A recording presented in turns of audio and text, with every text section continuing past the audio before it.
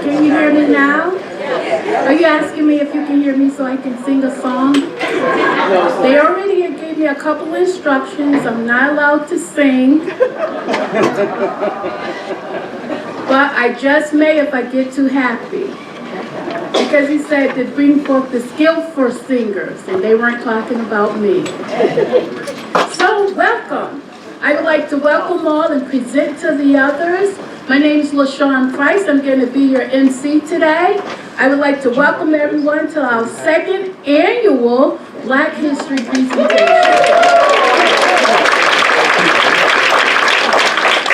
As I look around, I see the little ones who I saw last year, and can I just tell you that really makes my heart feels good, because it lets me know that we're doing something right here at Whitney Center, and we made them feel so good the last time they actually came back. So at this time, I would like to introduce to some and present to the others our one and only CEO and President, Mr. Mike Rambrose. Thanks, LaShawn. Good afternoon, everybody. I want to, on behalf of Whitney Center, all of our board, our residents, our employees, I want to welcome everyone to this celebration. I wasn't here last year. I think I had a video I had to send because I was away. So I'm really glad to be here today. And I just want to spend a couple of minutes talking to you about not only this wonderful celebration, but what leads a community to do these kinds of things. You see, here at Whitney Center, we have a number of values that we share. We share and we honor the values of community, respect, excellence, stewardship, and teamwork. And those are a lot of words, and we talk about those words quite a bit. It's those values that lead to these kinds of events, that lead to the engagement, the leadership of our staff and our residents in putting these kinds of events together, and it makes us very special. In particular, I want to talk about respect. Our definition of respect is really all about the appreciation and the welcoming of every individual. We all have a voice. We all have an opinion and a perspective on life to be heard and to be honored and to be appreciated. And I think this celebration of Black History Month is not only about Black History Month, but it's about respect for diversity and for all individuals. And I'm so honored to work for this wonderful staff and these residents here at Whitney Center and this community that have a deep, abiding appreciation for individuality and a respect for one another. And moreover, we have a sense of community here that's not only about the community here at Whitney Center, but all around us, as evidenced by all of our guests. We are part of a broader community, and it's these kinds of events that allow us to honor that and to welcome that and to grow that. I'm so excited for the interaction today between our residents, our staff, and all of our guests. I think it is incredibly rich and rewarding to be able to engage in these kinds of things. So I want to thank our staff, the team that's put all of this together again for the second time this year. I want to officially welcome you and turn the program over back to LaShawn, who I think is going to take us into the presentations. So welcome one and all. Thank you.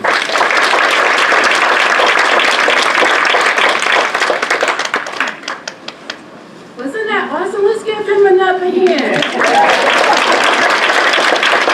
Because the reality is that we would not be able to do this without the support of you and our CEO. And I can tell you, sometimes when you're treated so well, you start taking it for granted. You think that this is really out there and available everywhere, and I would tell you it's not. I was talking to my sister who's in Ohio, and she was actually talking about the fact that she couldn't tell me when the last time she went to a program within her company of any kind.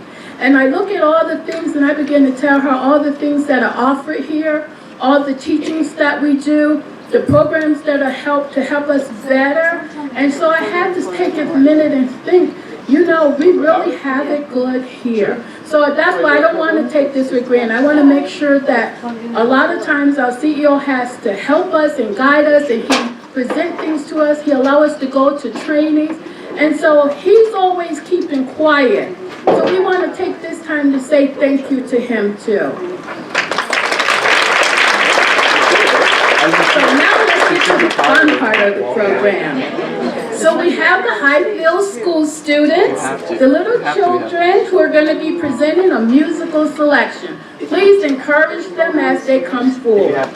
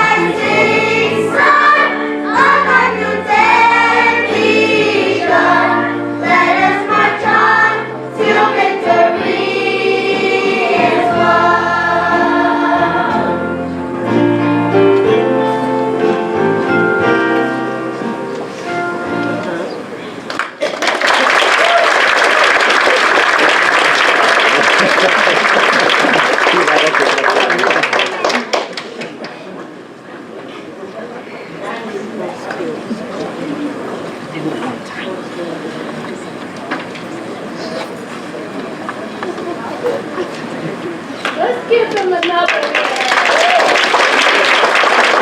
As they're heading back to school, we want to tell them thank you for taking the time to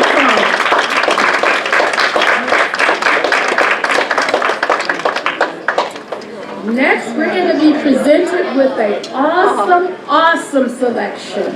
We have Mr. David Davis, who's a saxophone player.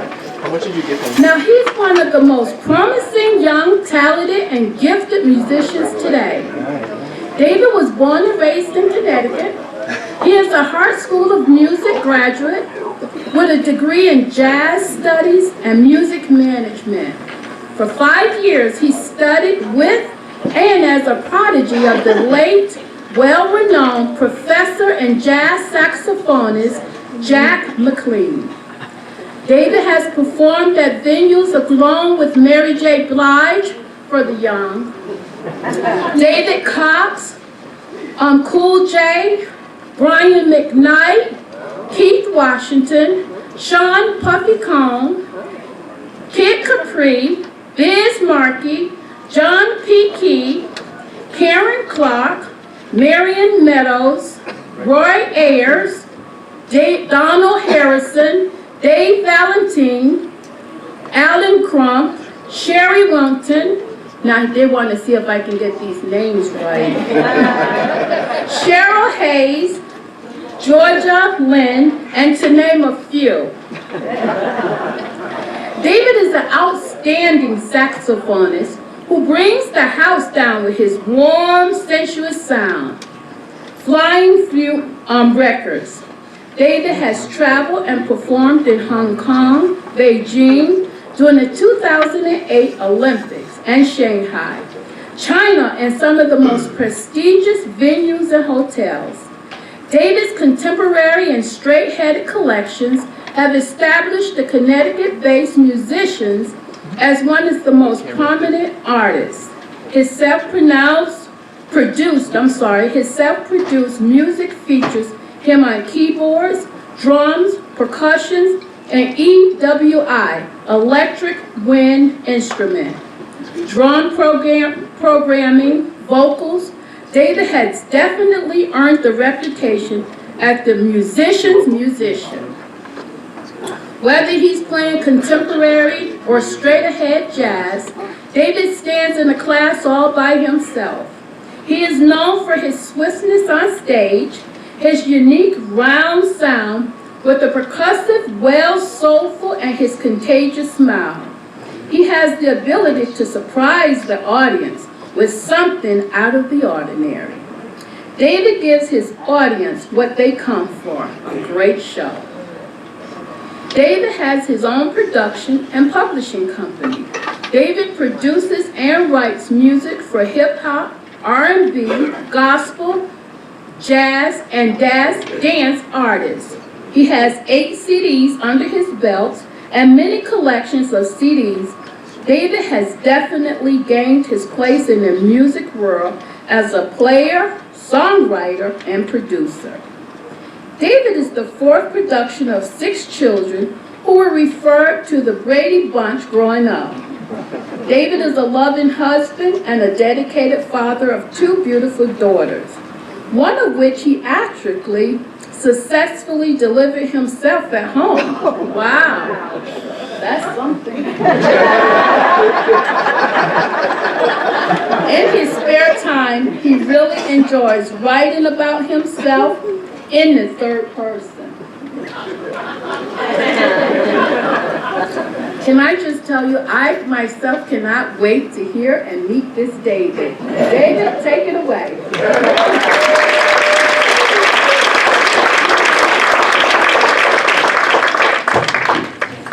I felt like I can't wait to meet this guy too.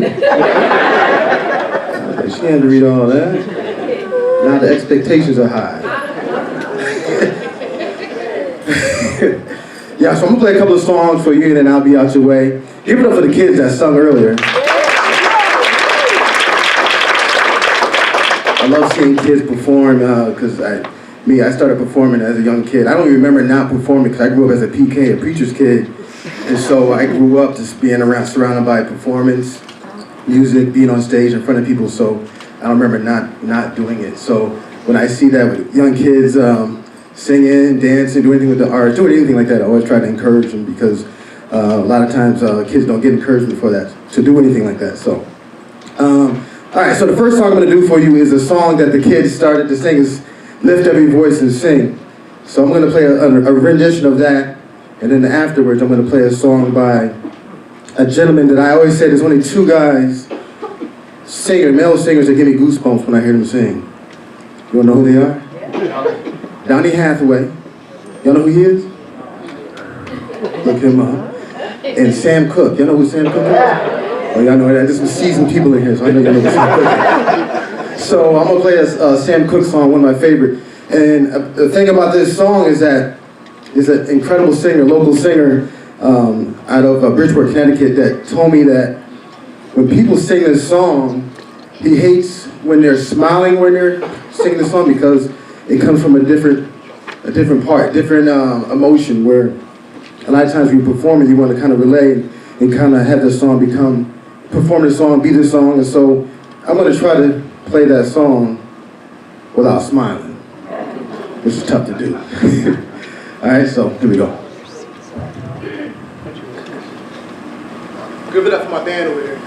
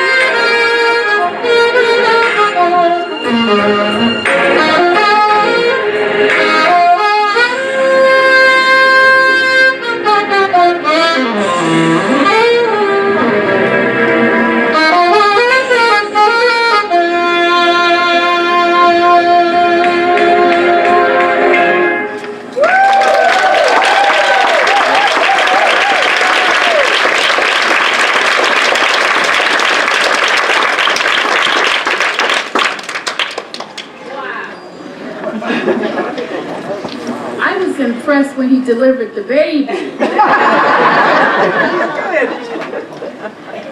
But I'm really impressed. You want to say something?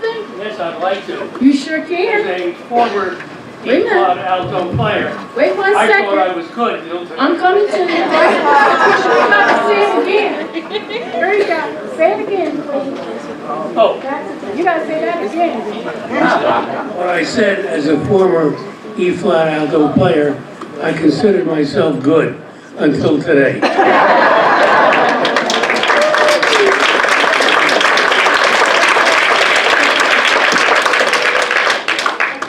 Now we understand why the scriptures say call for the skillful players. I do want to take this time before we go into our next group, and I want to mention something because as listening to that song and thinking about what it really means to me and looking over, one of the people that were going to come today was Mr. Labasi, and due to the weather and his age, he wasn't able to make it. But what I want to remind people is that as we celebrate Black History Month, we do it for the children. We do it to remind ourselves where we've come from. But we do it for the children to encourage them where they're going. But what we want to also always never forget is that we didn't get there by ourselves. That when I talk about Mr. Labasi, it makes me cry. And I am so sad we haven't met him yet. Because Mr. Labasi, while Martin Luther King was marching and the young people were sitting in, he was in the White House working with the president to change the laws. He's an attorney. and he went to Yale. And his wife, Mary Fran, also attended Yale. And he was a young man, I think he's in his 30s. When he worked at the warehouse, he was the assistant to the Attorney General. And he was instrumental in changing the laws for the hospitals. During the time, the hospitals were segregated. There was a black side and a white side. We would say black now, but during that time, if you look in the history books, it says there was a Negro side and a white side. And so Mr. Labasi wanted to change that, and he had a small group of people. And when you research him, you're going to see that information. And I had a chance to, once in a chance lifetime, to be here in Connecticut from Atlanta and meet him. And what he did was he wrote the laws, attached it to Medicare, because Medicare was really new too. You all know this more than I do. But it was new. And he said to the president, yes, when you go check the hospitals, they're pretending that it's desegregated, but it's not. And the people were reporting back, if you don't have them attach the money to them desegregating, it'll never happen. So the marches were happening, they were good. People were protesting, that was good too. But in order for the real change to happen, there had to be some laws changed. You needed people in school, so we need attorneys, to be in the areas with the lawmakers who understood the law so they could change the laws. So Mr. Labasi with his group got together and they said to the hospitals, you're not federal hospitals, you're not state hospital, you're private. But this is what we're going to do, is after you desegregate, you'll get that new federal money. After, not before. And you'll be surprised how people soon desegregated those hospitals because the dollars followed. And so when we do this, for me it's an opportunity as a Southerner to really realize and get to see some history in the making, hear what we're doing, to remind us that there were other people out there who was fighting along with us and that they were fighting together. And one last history fact and we'll move on. The young kids who were Negroes at the time, my parents and my grandparents, it was the Jewish teachers that was teaching them because they realized that the white schools would not allow them to go, so they banded together and began to teach them. So a lot of the doctors and engineers and scientists that you all see, those were those teachers down south who pulled them together and taught them, who looked at them and saw what they could be. All they needed was a teacher. And so when I look out and see all of us together, you all letting us do this and we doing this and you have displays more than even us out there, I know that all those things were not in vain. Yes, things are happening, but we have to come together and never let anyone on the outside try to pull us apart. Okay? And that's enough of that. And we're going to go to the Highfield School presentation. We're going to have the Whitney Center Residents Interview presented by our own staff. Little students, come on up in your own order. Please say your name and go from there, okay? I'll let you all take it over.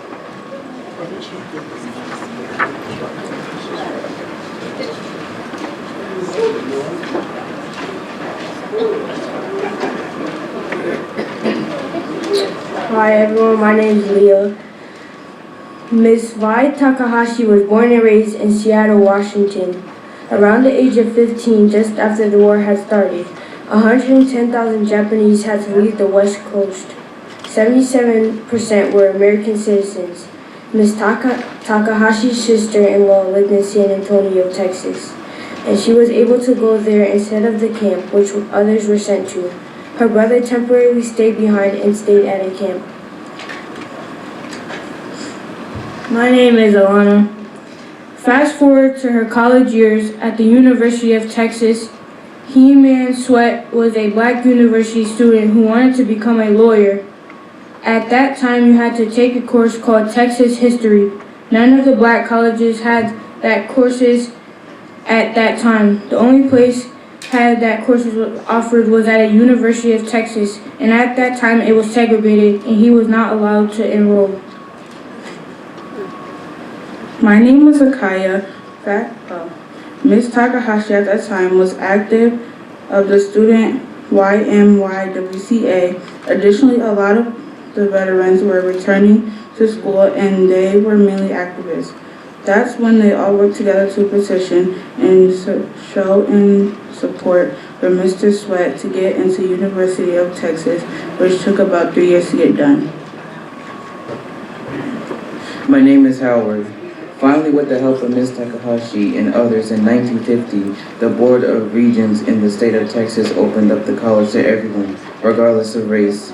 Mr. Sweat was subsequently accepted to University of Texas. However, he was already accepted at the University of Michigan and politely declined the acceptance.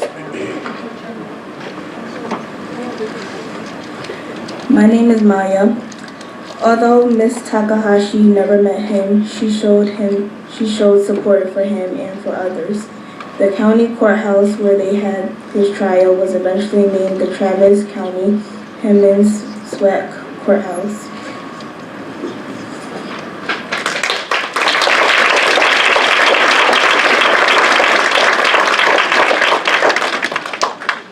Come on, let's give them one more. Thank you all so much for presenting. And I can tell you that some of those young people were here last year.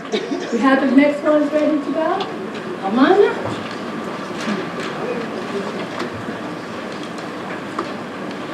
My name is Kayla. We have the pleasure of interviewing Mr. Norman Rashba. Mr. Rashba was born in New Haven and is 92 years old. His wife, Harriet, was a teacher at New Hall Street School. My name is Asiata. As a child, he attended Edgewood School. He graduated from Hill House High School and then went on to Yukon College, where he graduated in the class of 1949. He resided in Westdale and Hamden. My name is Miles. His first job was at Yale, where he sold things at the football games.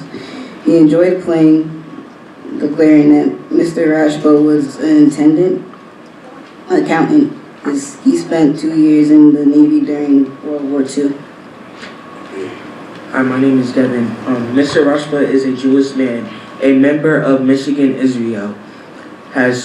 He has 3 children, one who is a doctor and 2 who are teachers, along with 12 grandchildren and 10 great-grandchildren. Mr. Rashba has a witness of racism in the South. Hi, my name is Horace. I was surprised to learn that he actually shook hands with Martin Luther King. He also taught at Yale for accounting. He has been a resident of Whitney Center for about 5.5 years. We really enjoyed our time getting to know Mr. Rashba.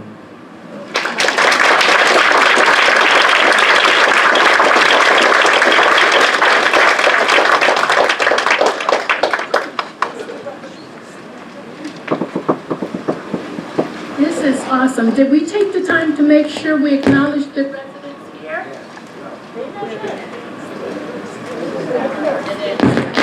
They did?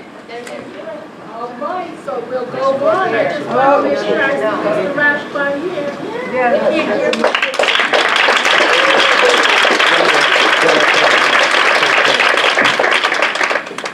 Is it working now?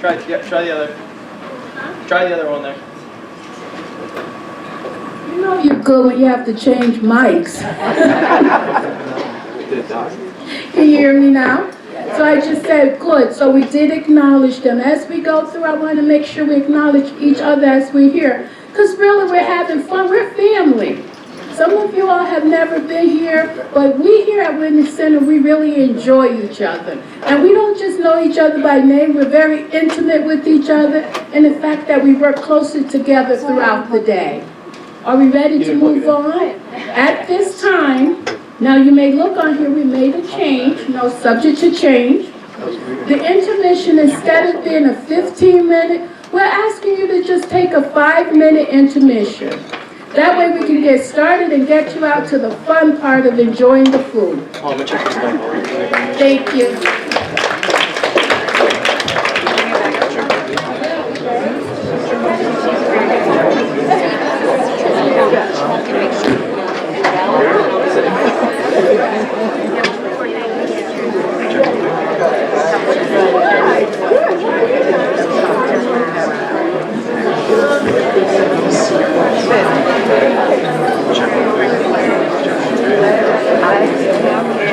It's hearing me. It's from the receiver to the booth.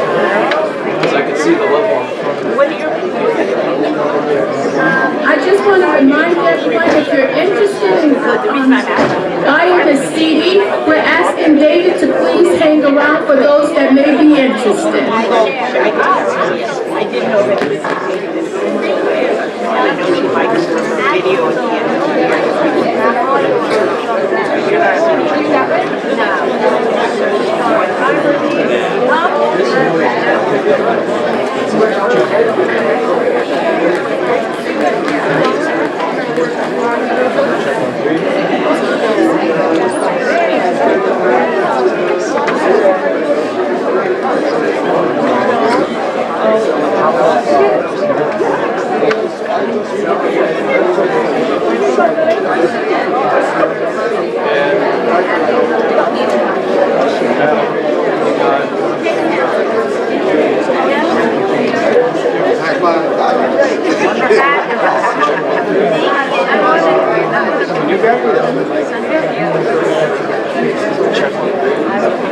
I got a level too. It's hearing. The mic to the receiver's fine.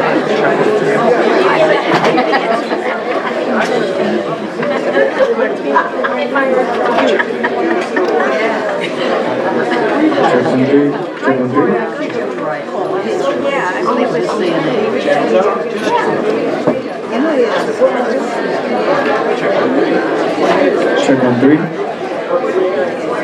Check on three. Check on three. Check on three.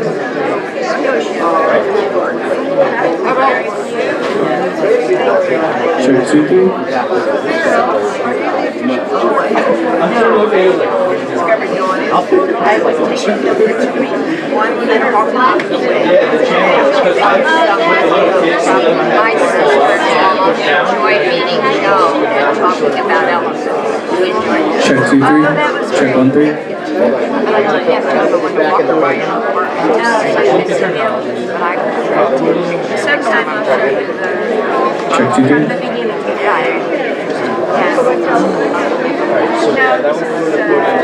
watching elephants eat in Thailand. Oh, I've seen that video. No, I just took stills. Oh, you watched it? Yeah. I've seen the video. Yeah. And it's so complex. It's hard to believe. He wrote in your trunk, but he also wrote his name. I don't know this picture upstairs. I still name on it. Whatever his name in the way. We go look at the picture of Pachyderm Picasso, right? It's been a lot for you to write. I've seen No, the channel. I was sliding. on paper made out of elephant. So it's a total Yeah, that's why. I saw your name on the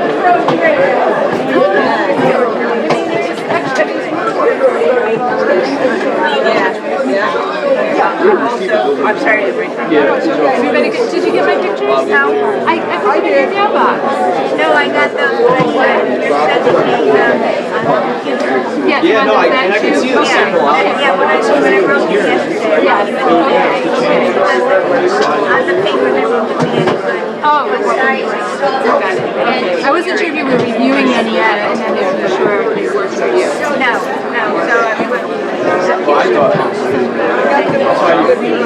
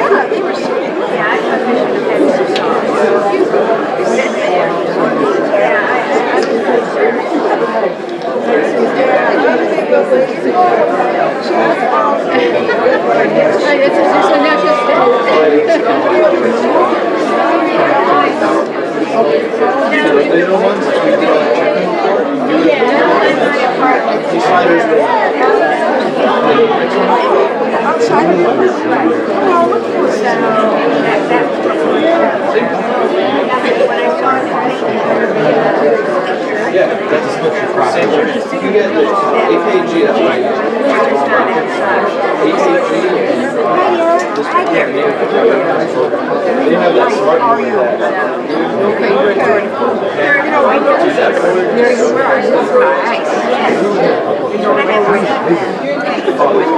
those are like fun.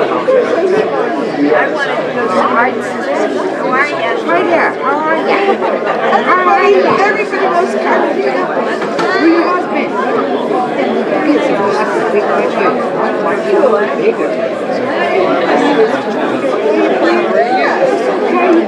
The ladies. How about that? Say we didn't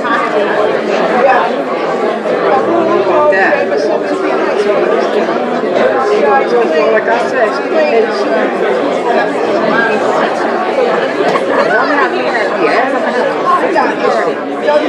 and when I grade when I listen, when I come home, I do it like, are you still? You look good. Yeah, you look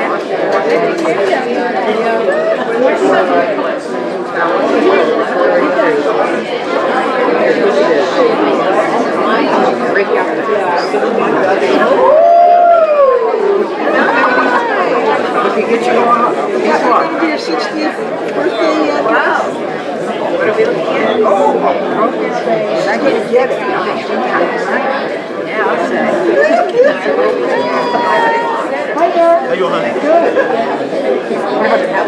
What are you? Beautiful. My daughter said, Mom, you turn 60. I got to be with you. She was good. That's my daughter. She's good.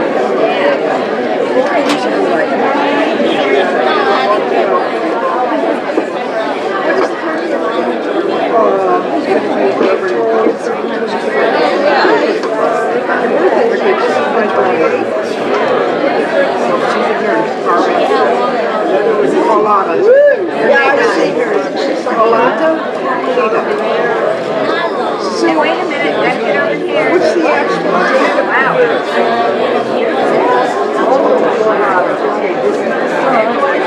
My daughter, she's in her This is my name. He's 30.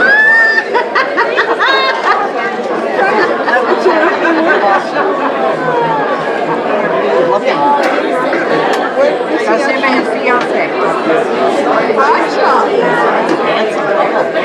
So is he actually taking 1959? No, I know the date. That's okay. Look at that. Let me tell you, I'm 30 your birthday.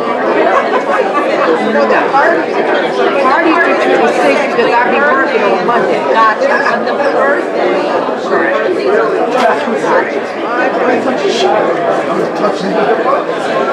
So what? I thought it was going to turn around and you're going to be like... Okay, so I'm like, I'll see a little word on No, because I've done that and not known where it goes back in. You know what I mean? And you're like, oh. Everything you do now. You do. Now I got to She gives me roses when I have my armrest. So that crack car. When you get out of that, make sure you take pills. At the end of surgery, she said, make sure you take it. Oh, no, that, I know. I mean the static. Well, when the people they do it, they throw my arm up. They're doing all of my numbers.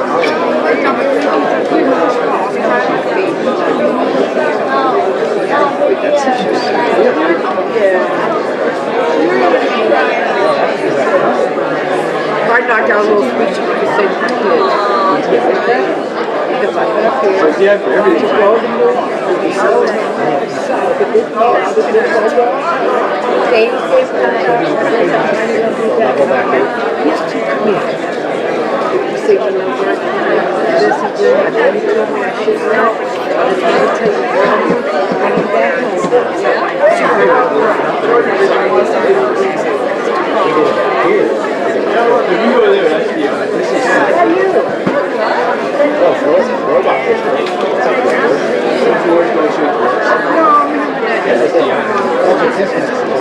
That's all like we play. Because we have all the racks. We don't plug into cabs and shit. We push. If we run it,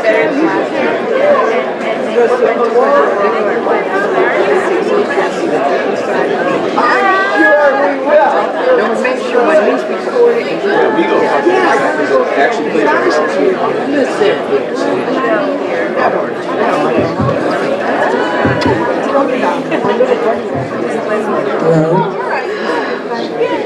Hello. Mr. Franklin.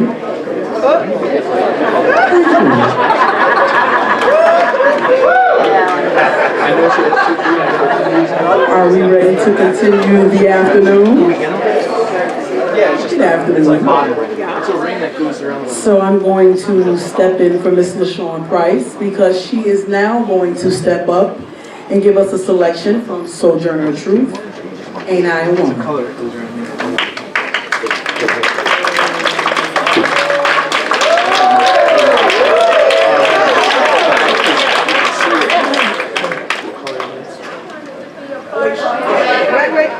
That mic's not on. Turn it on.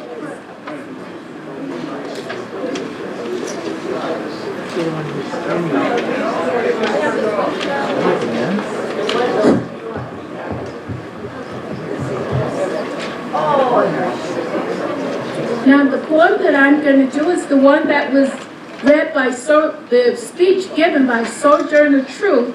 It was delivered in 1851 at the Women's Convention in Akron, Ohio. Now let me channel my Sojourner Truth. Well, children, there's been so much racket, there must be something out of kilter. I'm thinking that twist the Negroes and the South and the women of the North, all this talking about right. The white man would be in a fix pretty soon. But what's all this thing here talking about? That man over there, he said that women need to be helped into carriages and lifted over ditches. And to have the best place everywhere. Nobody ever helped me. Carry me into no carriages. Over no mud puddles. Ain't nobody help me. I got mud everywhere. Or give me a best place. And ain't I a woman? Look at me. Look at my arm.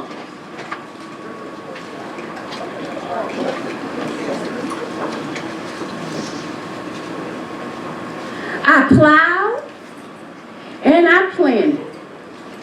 I carried into barns. Ain't no man ahead of me. Ain't I a woman?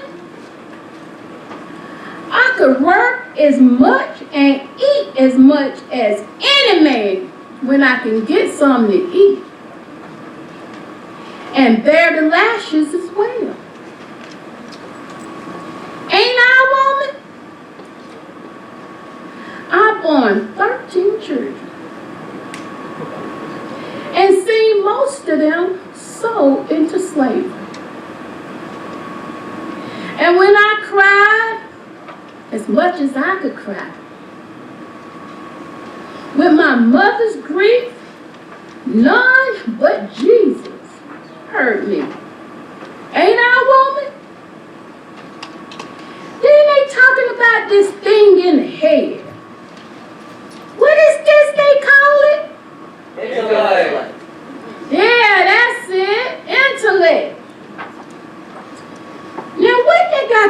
with women's rights or Negro rights. If my cup won't hold but a pint and yours hold a quart, wouldn't you be mean not to let me have my little half measure full? Then that man in the black over there, he said women can't have much rights as men because Jesus wasn't a woman. Did your Christ come from a man? Where did your Christ come from? God and a woman. Man had nothing to do with him. If the first woman God ever made was strong enough to turn the world upside down all alone, then these women ought to be able to put it back again and get it right side up again. And now they saying do it, then the men better let them do it. Obliged to you for hearing me. And now old soul John the Truth ain't got nothing more to say.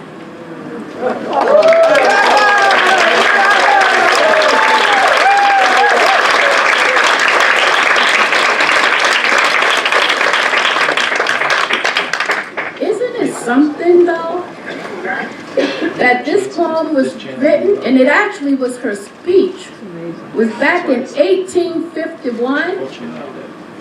And if you closed your eyes as the women are going to Congress and we're fighting for our rights, that is still happening today. We've come a long way, but we got a long way to go. Next, we're going to have the Highfield School presentation and a video on artwork by the New Haven artists, Shonda Holloway, Eugene, Winfred Rimmer, and the last person name, I don't want to mess it up. Trexa, can you all look at it and help me out? Texiera, thank you. I told you we were family.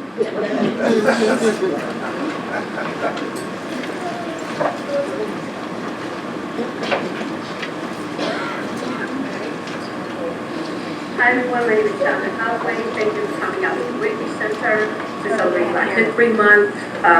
My work in the show is entitled Much Louder Than Words. And so it's a tribute to people who are brave, who were brave, and their actions spoke much louder than words.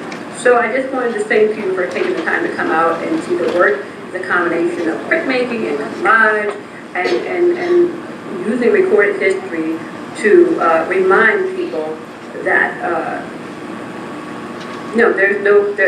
the fight for social justice just does not end. So thank you for coming out. Have a good day.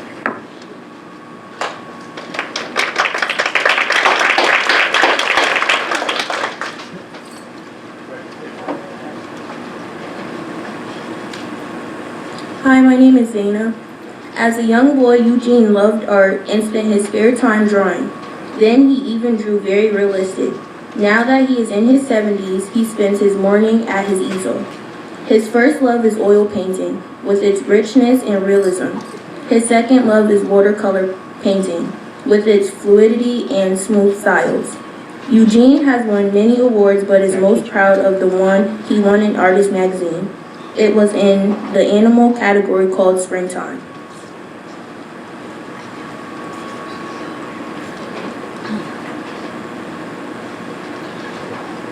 Hi, my name is Asiata. Winfred Rembert grew up in the 1950s in rural Georgia as a child of a field worker who was treated little better than a slave. As a young man, Rembert was nearly lynched and he served 7 years on a prison chain gang. Yet he's constantly found ways to create, to invent, to uplift. As a child, he made toys from objects he found at the town dump. In prison, he watched a leather worker and learned to carve and dye the leather himself. Reminiscent of the work of Jacob Lawrence and Horace Pippin, The rich, deep colors and revealing details of Rembrandt's paintings tell a story of courage and exceptional talent. At the same time, Rembrandt shows how the civil rights movement was more than famous speeches and marches. It grew from the bonds of the Black community and the unbreakable spirits of individuals who would not allow any threats, chains, or jails to hold them back. Here in his own voice and through his powerful paintings, Rembrandt shares with a new generation of young people his passionate determination to survive and tell his story.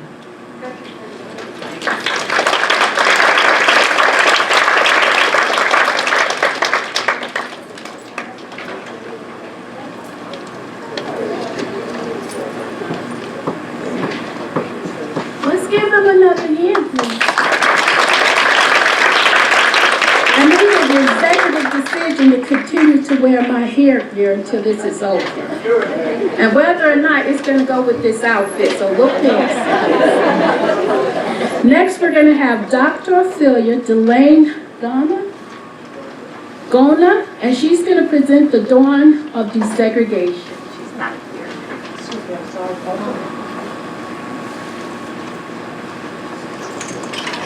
Hi, my name is Nyla, and we interviewed Dr. Delane Ghana.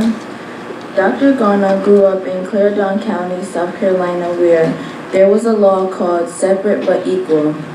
This meant it was okay to separate different races as long as each side had an equal advantage, but it never was. Her mother was a teacher in a two-room school with about 80 children in 1940, where Miss Ghana attended. Working as a school teacher, her mother only made $50 a month. The Board of Education didn't care where the Black children went to school, so the local churches had to build a school by hand. Hi, my name is Shania. The teachers had to use stoves to warm the classrooms, and there was no supplies given to them at all. So if there was no more wood for the stoves, the boys in the school had to leave and find some firewood. All the students had to use outhouses because there were absolutely no bathrooms for them to use and no running water. Because there were no school buses provided for the children, they had to walk 2 to 4 miles to get the education they needed. When the school buses with white children passed, they would shout at them and even spit at them. Hi, my name is Zena. As life went on, Dr. Ghana went to college, grad school, then achieved her doctorate's degree and became a teacher.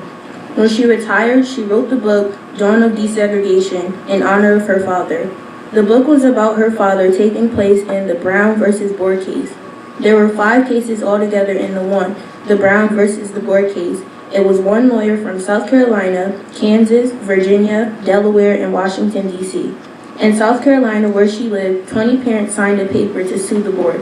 Her father signed for Mr. Briggs. At the end, they won and it was desegregated.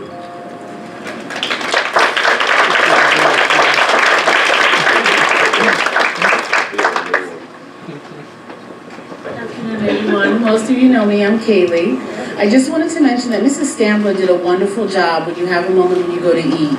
And she talks about not just about the desegregation of the South, but the migration, which this year is about, but also about Green Book. If any of you watched the Oscars, the Green Book, they got the award. We also have additional information about that as well down there. So thank you. And Tuskegee Airmen. That's right. And the Tuskegee Airmen.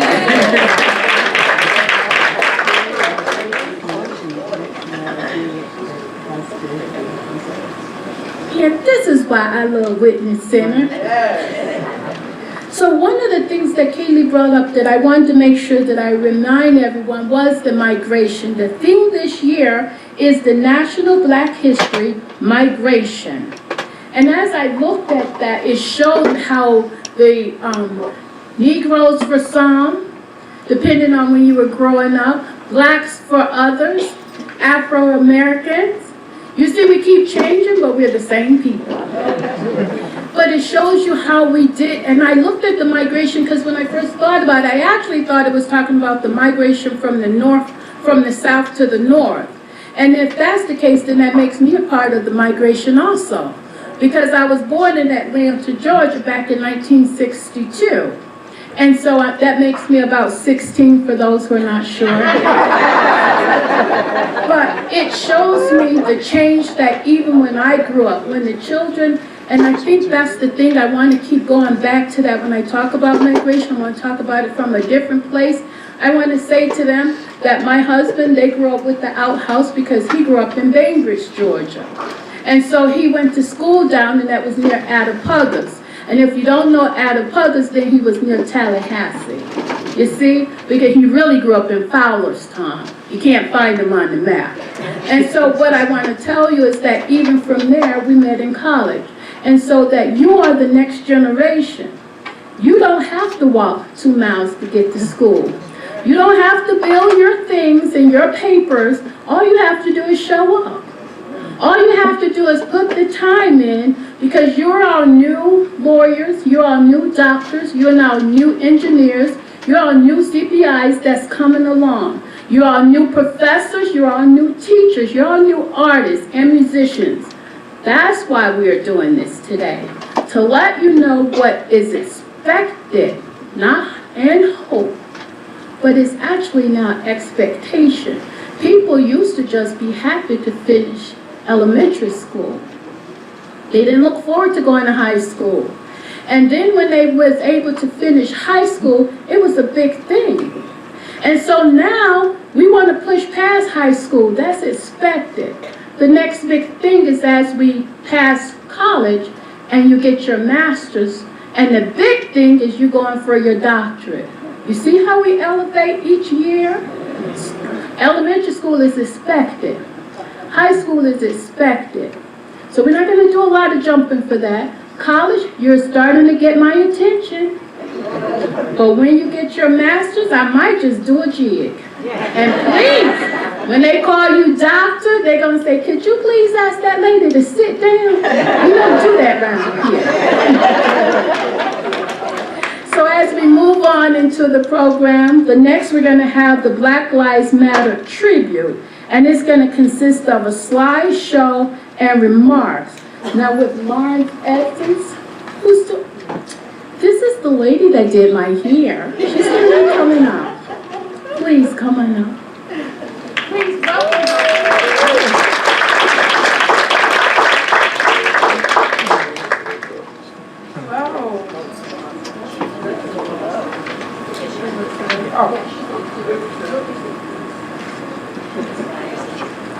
Hello, everyone. Thanks for the invitation. Get my good side, my skinny side. Again, the program says Lauren Essence. That is my Facebook name. I am Sun Queen. I have 5 minutes, so bear with me. They say freedom is a constant struggle. They say freedom is a constant struggle. Oh Lord, we've been struggling for far so long. We must be free. We must be free. Again, it's an honor to be with all of you today, recognizing Black History Month. Again, I am Sun, co-founder of Black Lives Matter New Haven here. I am also a soon-to-be published author as well. Black Lives Matter, is a grassroots movement. Our mission is to inspire and empower our community through advocacy, education, and community service to create a long-lasting solution to social problems.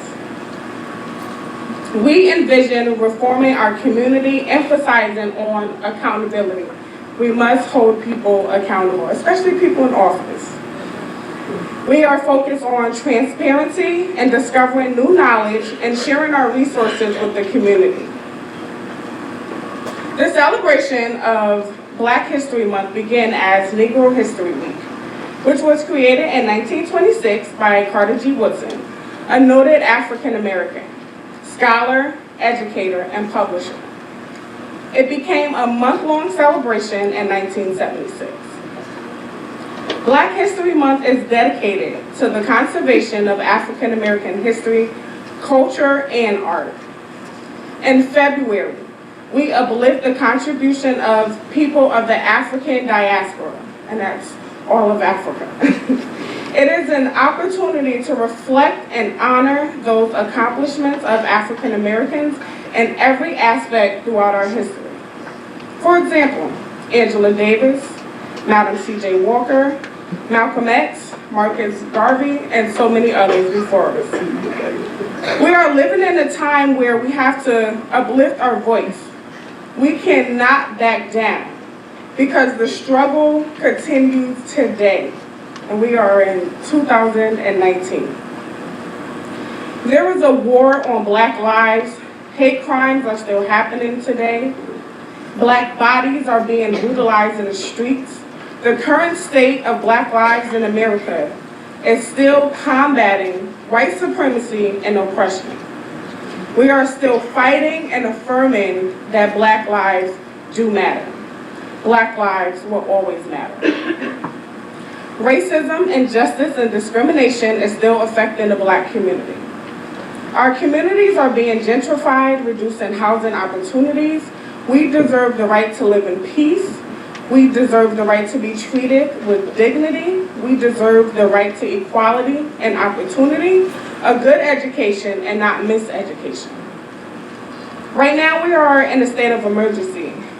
Some of the things we need to demand is abolishing the school to prison pipeline, which is slavery basically behind bars. Mass communication. We have schools across the country employing policies that push students from the classroom to prison at an alarming rate. Other things, we must all demand for Medicare and fight for health care for all. We must remember, today, although we have come a ways towards equality, there is still much work to be done. We must continue to come together to organize and to have conversations around policies until Black lives and vulnerable populations are free from systematic oppression.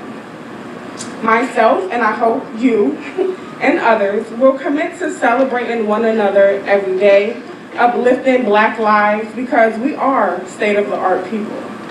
We have contributed to influencing life, and we will not go unrecognized. I close with this.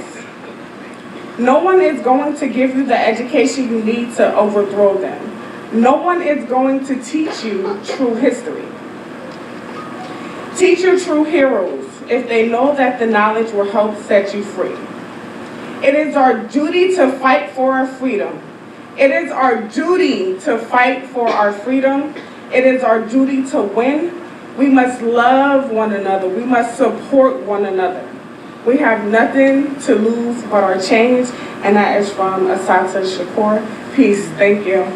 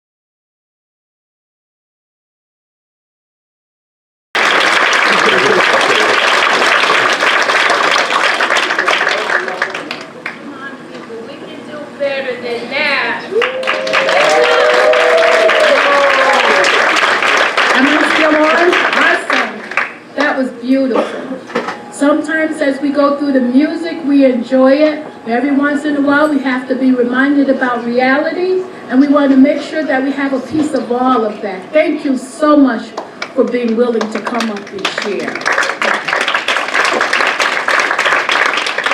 Next, we're going to have our own Shakara York, accompanied with Mr. Howard Taylor. She will be having a musical selection of Amazing Grace. And as they take their place, because I know they have a few minutes to set up, I'm going to read the poem I read last year. And it's going to be called, now you know it's by my favorite, George Washington Carver. And it's called Equipment. Now, George Washington Carver didn't write this poem. It was actually written by Edgar A. Guest. But I love this poem. And I would tell you, I was introduced to it by my brother when I was younger. And he had me have my daughter learn it. And she had to quote it. And he would say to her, okay, Nicole, now let me hear you quote that poem. And the title of it is Equipment. It says, figure it out for yourself, my friend. You have all what the greatest have within.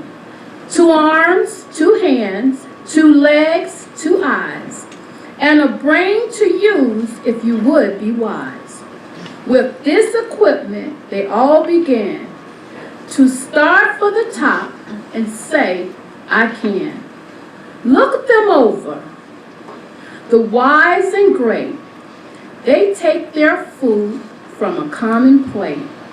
And similar knives and forks they use. With similar laces, they tie their shoes. The world considered them brave and smart, but you have all they had when they made their start. You can triumph and come to skill. You can be great if you only will. You're well equipped for what fight you have chose. You have legs and arms and a brain to use. And the one who has risen great deeds to do, begin their life with no more than you. You are the handicap you must face. You are the one who must choose your place. You must say where you want to go, how much you will study the truth to know. God has equipped you for life, but He lets you decide what you want to be. Courage must come from the soul within. You must furnish the will to win. So figure it out for yourself, my friend. You were born with all that the great have within. With your equipment, they all begin. Get hold of yourself and say, I can.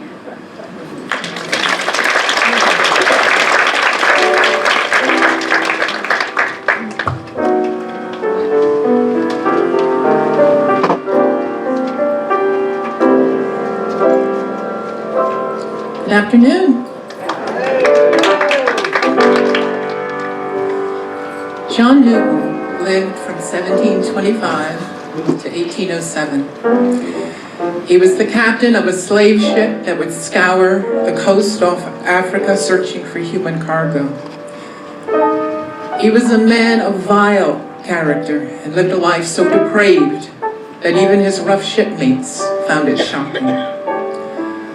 And one night, a storm arose of such great magnitude that he knew he wouldn't survive. So he called out to God for mercy.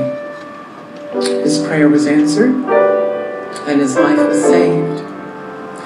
From that time on, his life did a 180-degree turn. He became a preacher of the gospel and was instrumental and an inspiration in the abolition of slavery. He penned the words to a song about his experience, a song that was sung by freedom marchers, the civil rights movement in the South, and before Dr. Martin Luther King Jr. gave his speech, I Have a Dream.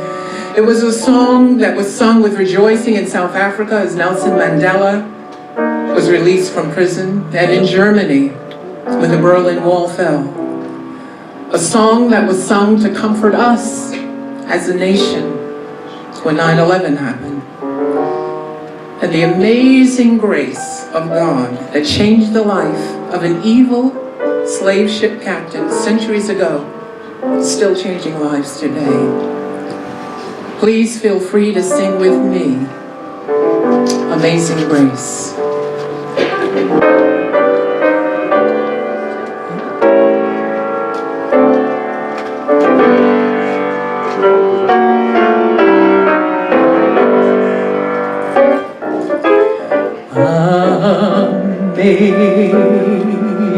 Amazing grace, how sweet the sound that saved a wretch like me.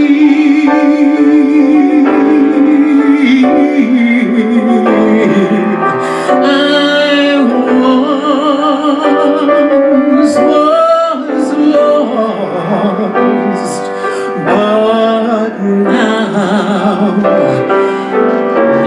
I'm found. I was blind, but now I see.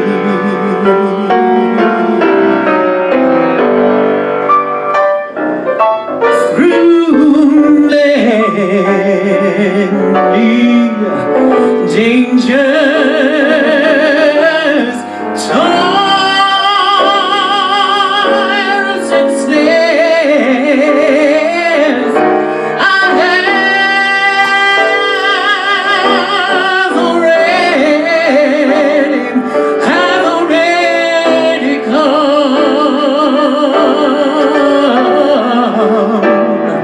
towards grace that brought me safe thus far, and that same grace will lead me home.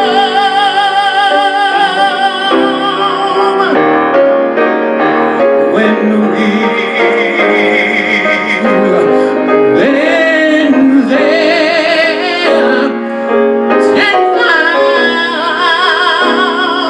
10,000 years, bright shining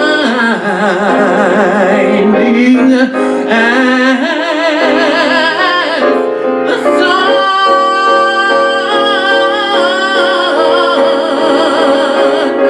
We've no less days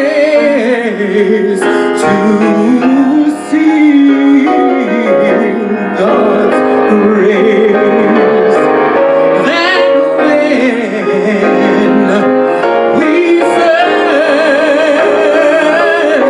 begun. Sing with me. Praise God, praise God, praise God, praise God, praise God, praise God, praise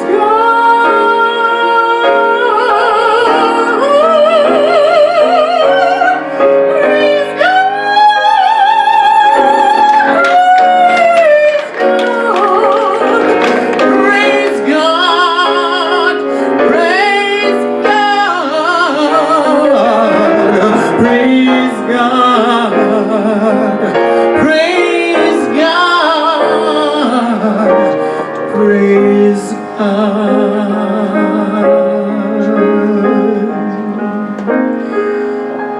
My chains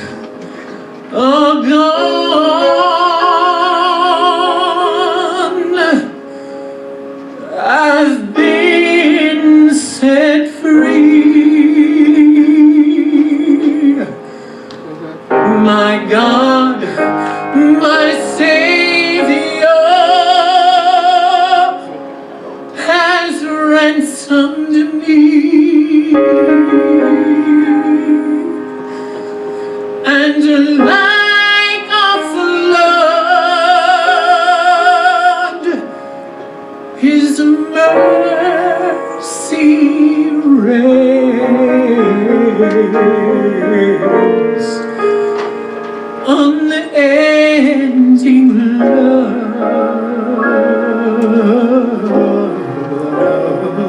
amazing grace,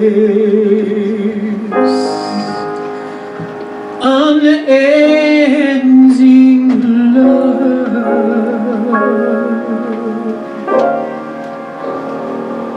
amazing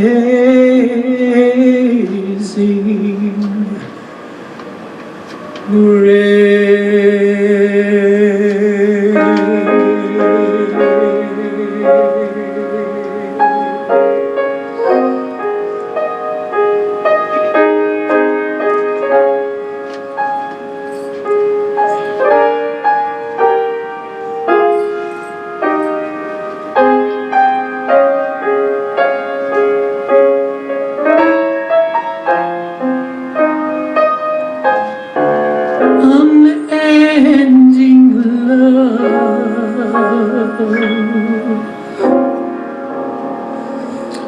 amazing grace.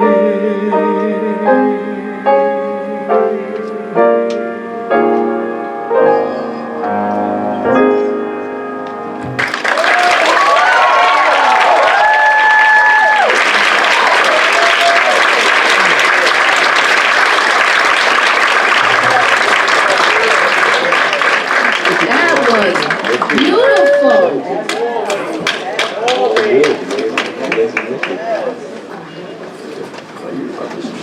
And Mr. Howard Taylor was here last year also, right? Awesome, let's give him a hand. Now next year when I come up to do my rendition, I need you to be here and ready. Now they did tell me I need at least 1,000 people before I can sing, okay? As we move on, we're gonna have the elite sound of the arts from the dance presentation. Let's enjoy them.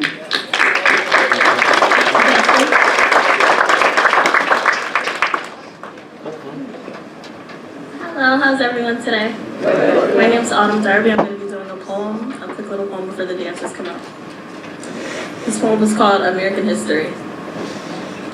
Those 4 black girls blown up in that Alabama church remind me of 500 Middle Passage blacks in a net, underwater, in Charleston Harbor, so redcoats wouldn't find them. Can't find what you can't see, can you? Thank you.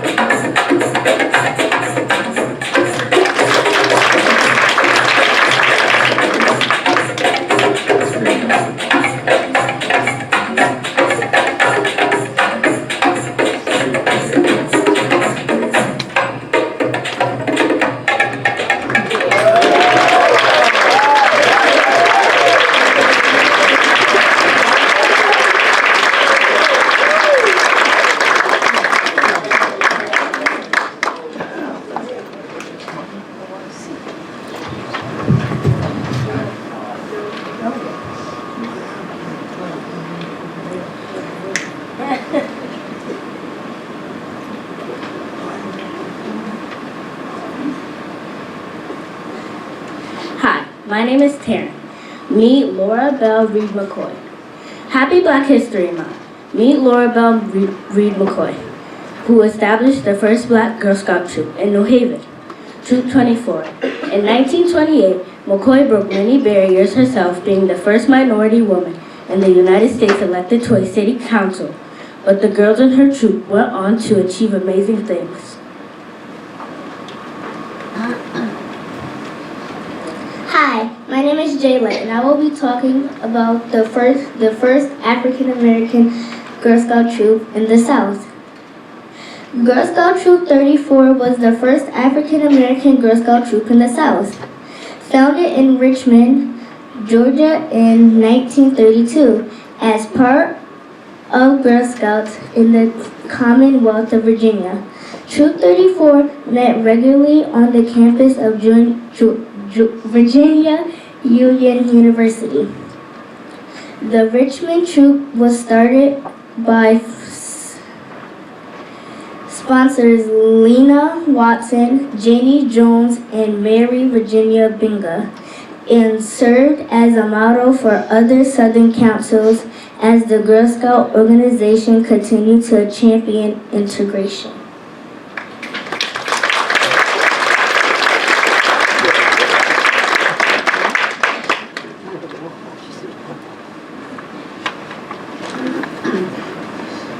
Hi, my name is Joel, and I'll be talking to you about George Washington Carver.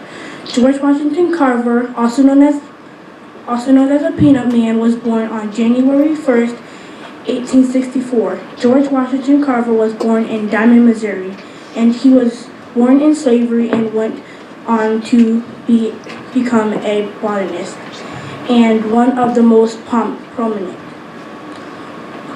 He also became a teacher at the Tuskegee Institute. Carver devised over 100 products using one major crop, the peanut, including dyes, plastics, and gasoline, soybeans, and sweet potatoes.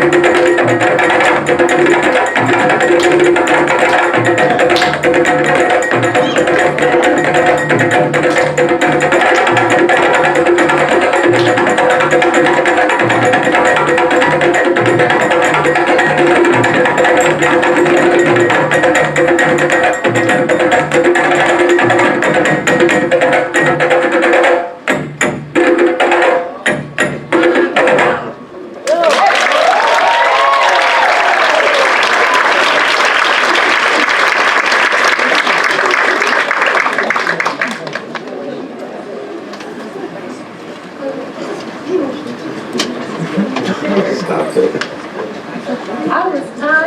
Watch it. Now we come to the conclusion of our program.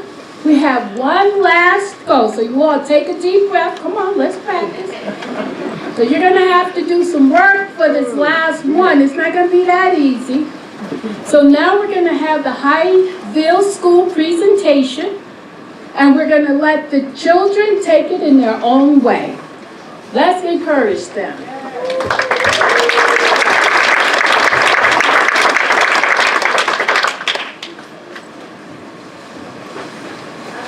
I say to you today, my friends, so even though we face the difficulties of today and tomorrow, I still have a dream.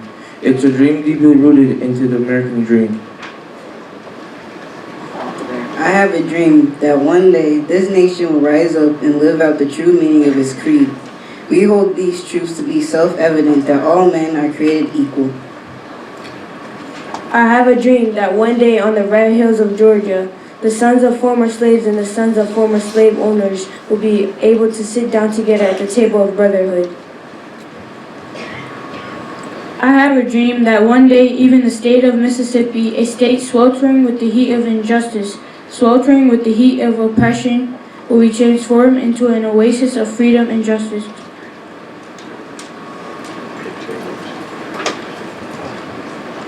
I have a dream that my 4 little children will one day live on a nation where they will not be judged by their color of their skin, but the content of the character. I have a dream today. I have a dream that one day down in Alabama with its vicious racists, with its governor having his lips dripping with the words of interposition and nullification. One day right there in Alabama, little black boys and black girls will be able to join hands with little white boys and white girls as sisters and brothers. I have a dream today. I have a dream that one day every valley shall be exalted, every hill and mountain shall be low. The rough places will be made plain, and the crooked places will be made straight, and the glory of the Lord shall be revealed, and all the flesh shall see it together. This is our hope. This is the faith that I go back to the south with. With this faith, we will be able to hew out the mountains of despair a stone of hope. With this faith, we will be able to transform the jangling discords of our nation into a beautiful symphony of brotherhood. With this faith, we'll be able to work together, to pray together, to struggle together, to go to jail together, to stand up for freedom together, knowing that we'll be free one day. This will be the day when all of God's children will be able to sing with new meaning. My country, 'tis of thee, sweet land of liberty, of thee I sing. Land where my fathers died, land of the pilgrim's pride. From every mountainside let freedom ring. And if America must be a great nation, this must become true. So let freedom ring from the prodigious hilltops of New Hampshire. Let freedom ring from the mighty mountains of New York. Let freedom ring from the heightening Alleghenies of Pennsylvania. Let freedom ring from the snow-capped Rockies of Colorado. Let freedom ring from the curvaceous slopes of California. But not only that, let freedom ring from the Stone Mountain of Georgia. Let freedom ring from Lookout Mountains of Tennessee. Let freedom ring from every hill and molehill of Mississippi, from every mountainside. Let freedom ring, and when this happens, and when we allow freedom ring, when we let it ring from every village and every hamlet, from every state and every city, we will be able to speed up that day, when all of God's children, black men and white men, Jews and Gentiles, Protestants and Catholics, will be able to join hands and sing in the words of the old Negro spiritual.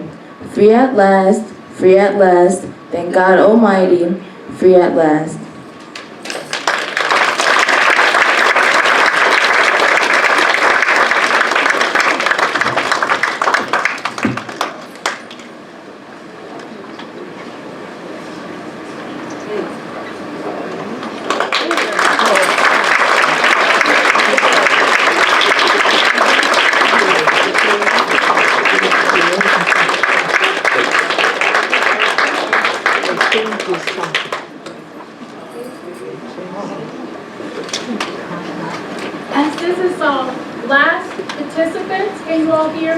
as this is our last participant, let's give him one more time. Let's remember why we do this for the children.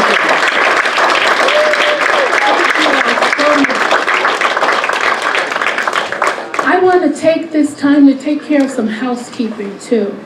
I want to tell these people that we thank them for the hard work that they put into this. Kaylee Williams, Tasha Green, Maria Freda, Felicia Green. They worked aimlessly putting us together tirelessly meeting and making sure that everything that we're enjoying took place. Let's give them a round of applause. We also want to thank Julie, as she's trying to clap for everybody else. Stephanie Saunders, who was our last year IT. There she is. I'm sorry. And I was looking at you. We want to thank Stephanie because she's so quiet behind the scenes, make everything work well so that we can enjoy those videos and that you can hear my beautiful voice. We want to thank we want to thank Melissa DeGrand. As we were putting up, we want to make sure we thank her. I don't know if she's in here, she's probably working, but we want to tell her thank you. And I want to make sure that's the smart thing, not to forget anybody. We want to thank Steve Lucia as he's hiding in the back. We want to thank Joey Hodges as for the work that they did helping put this together.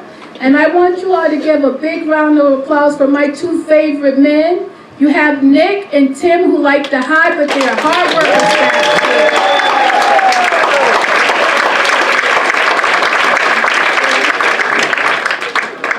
Did I miss anyone? Dawn? Dawn, we don't want to make sure we don't forget you. Let's give Dawn a good round of applause.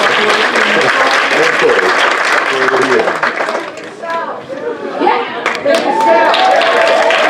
we want to thank the students. We want to make sure that we tell them thank you all so much for being willing to come and hang out with us. We know you only have to do it once a year so you can tolerate us. And we hope that we treat you so well that as you're growing, I'm watching some of them grow before my eyes, that I'll be able to see you next year and say, I remember seeing you now 2 years in a row.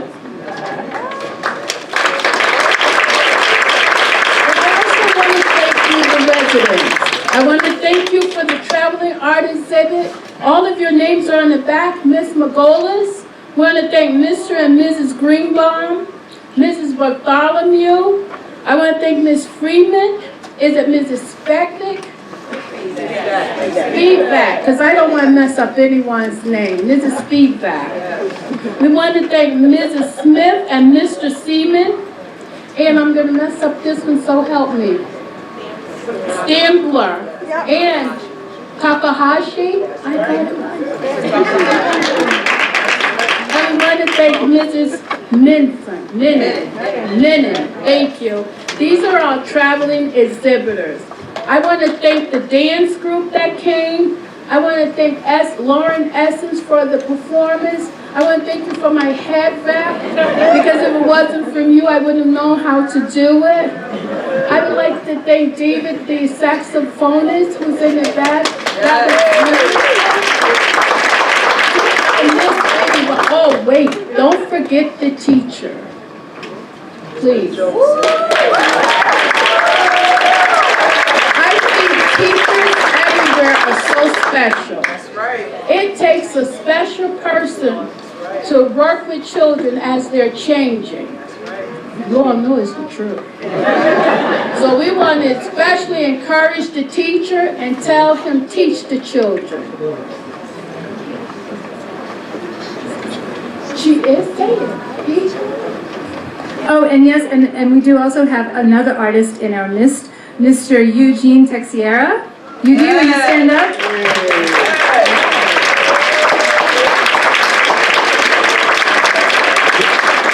So we're very, very grateful for him as well. Thank you. Chico. I'm going to let Brandy end us. And for me, I want to thank you as the MC and hostess for allowing me a second year to come up and really enjoy this with you. Thank you so much.